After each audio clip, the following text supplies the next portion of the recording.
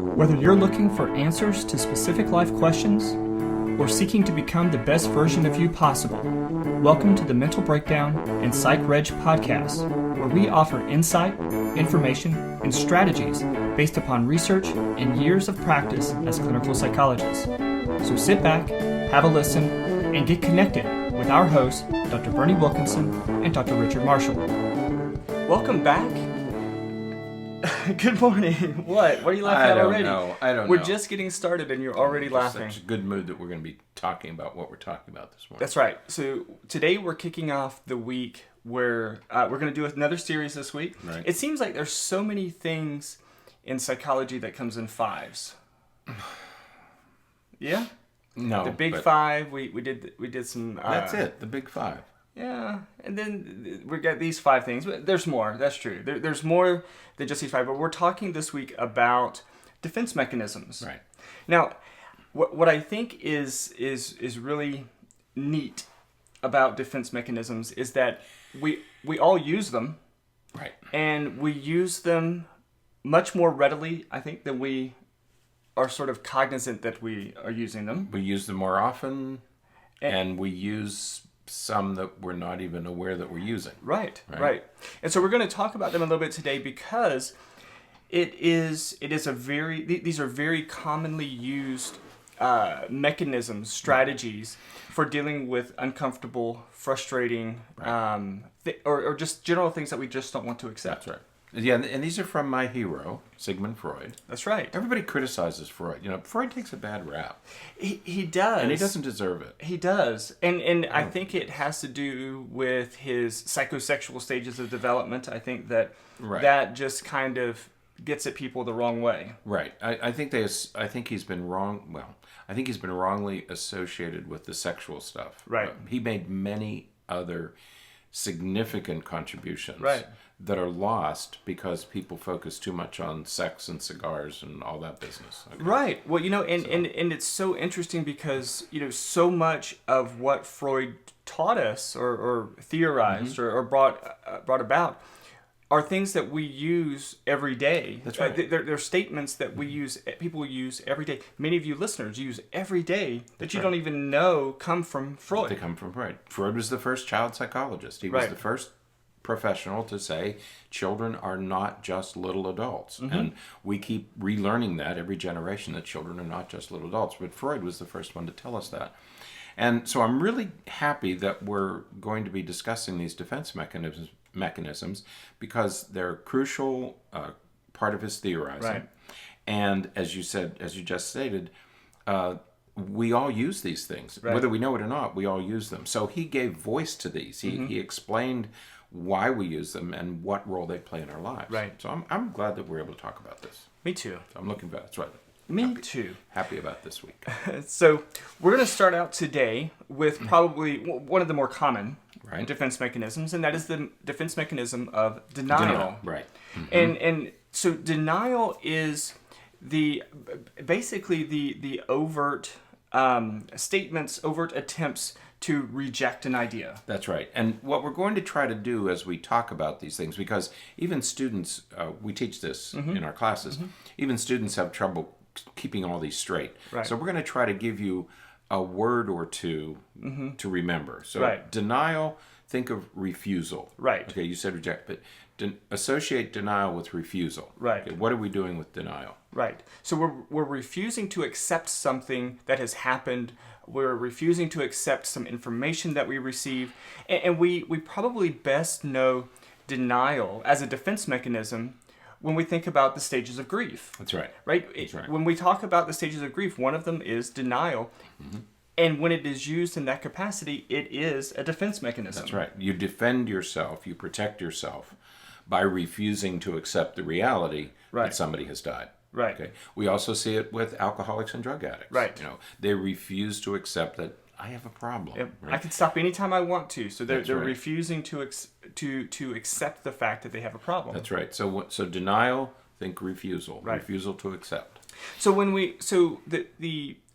there's, like with so many of these things, there are benefits and costs. That's right. To using these kinds of defense mechanisms. That's the second thing that's important to remember, is that with each of these, there's a benefit to using it, because you protect yourself emotionally, but there might be a cost associated with that. Okay? Right.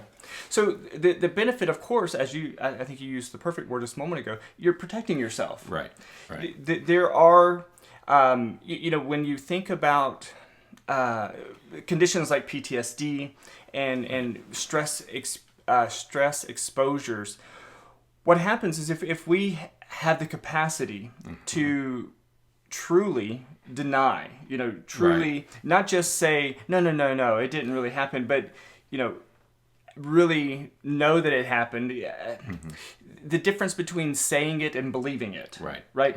So when you really believe to the point where you're using the denial defense mechanism, it is a protection that can shield you from trauma, from the psychological damage that trauma can cause sometimes. Right, that's right. And that's the first thing you're doing. Right. Is you're protecting yourself from the trauma. Right. Okay. So we begin by saying, okay, this didn't happen. Right. Period. Right. Okay.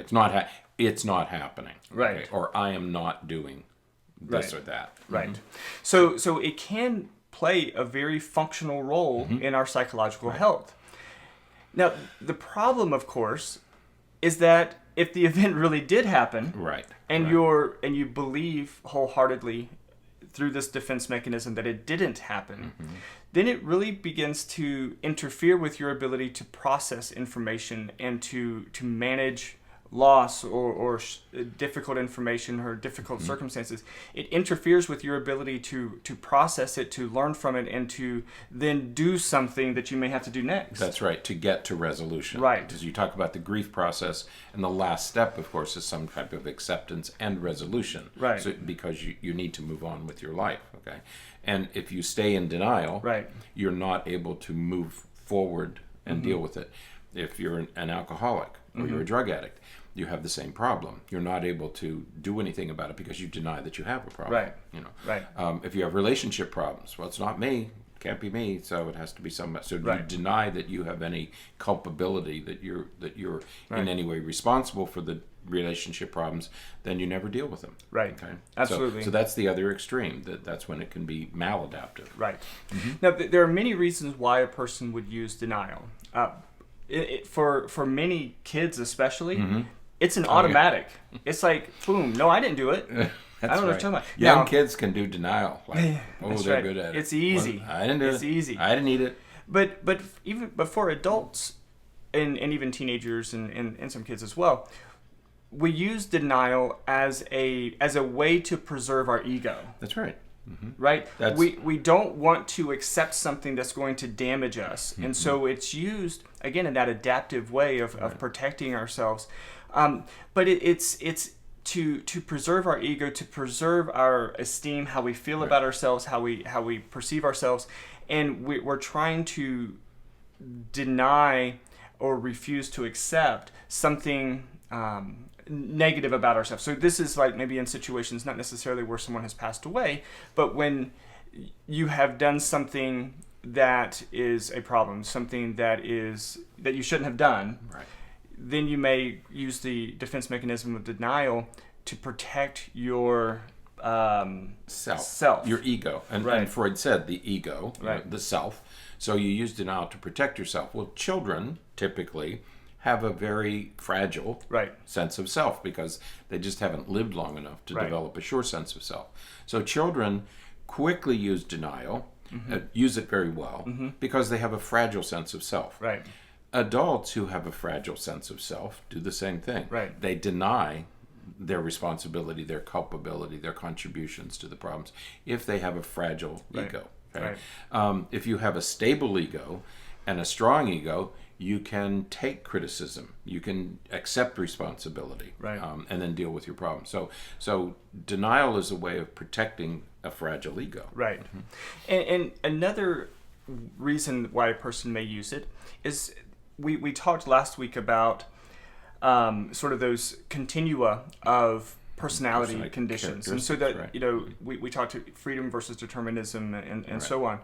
But when it comes to the use of denial, many times we use it because we can't accept something that we don't witness directly. And so it's really difficult to say, okay, yes, I believe that happened, even though I didn't see it, and even though this person is just telling me about it and I have no evidence that it happened.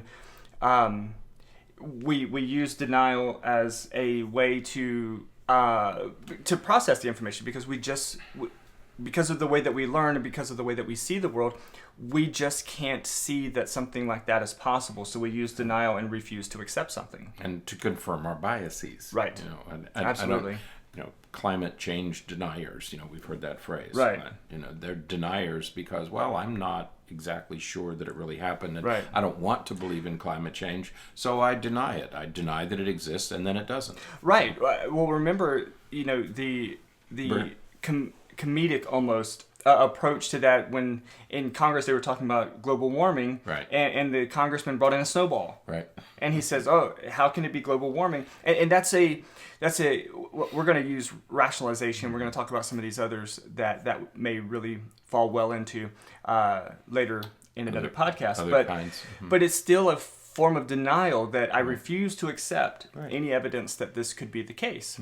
So because my bias is that it doesn't exist, and this confirms my bias. Right. So I deny it, and so I get to confirm my bias. Absolutely. And so in many ways, it's still a preservation of your own ego, because this is my bias, this is my belief, and I can't accept anything that goes against my belief because my ego can't manage that. Right. Yep. So, all right. Good. Yeah. So that's denial. Now, the rest of this week, we're going to talk about several other defense mechanisms. Right. We're going to go through projection.